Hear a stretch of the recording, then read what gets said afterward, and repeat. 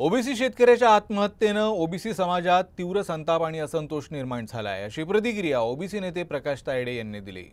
शेतकरी आत्महत्येच्या पार्श्वभूमीवर ओबीसी समाजाचे नेते प्रकाश तायडे यांनी प्रतिक्रिया दिली। मराठा समाजाला स्वतंत्र आरक्षण मिळावं, मात्र ओबीसींच्या आरक्षणाला कोणताही धक्का लागू नये।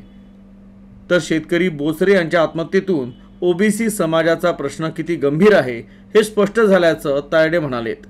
तर अशा टोकाच्या मार्गाचा अवलंब करू नका, लढा लोकशाही मार्गानेच पुढे नेऊया, असं आवाहन त्यांनी तरुणांना केलं। ओबीसीचा प्रश्न किती गहन आहे हे यावरून लक्षात येते। ज्यांनी आज आपलं जीवन संपवलं त्यांनी माळी समाजासाठी आपलं अविरत जीवन जगले, सामाजिक कार्यासाठी जीवन जगले। त्या स्थितीतील त्यांची जी मानसिक स्थिती झाली नैराश्याची, की आरक्षणात जर वाढ झाली आणि मराठा समाज जर ओबीसीच्या आरक्षणात आला तर उद्या आमच्या मुलाबाळांच्या संध्या ज्या आहेत त्या मिळणार नाहीत आणि त्या नैराश्यातून आणि जे आंदोलन आमचं आहे त्याला मिळणारं अपयश, यामुळे हा प्रकार घडला। पण माझी विनंती आहे ओबीसीच्या सर्व युवकांना बांधवांना की हा रस्ता नाही आहे, आम्ही सत्तेच्या आणि अहिंसेच्या मार्गाने हा न्याय मिळवूनच राहू।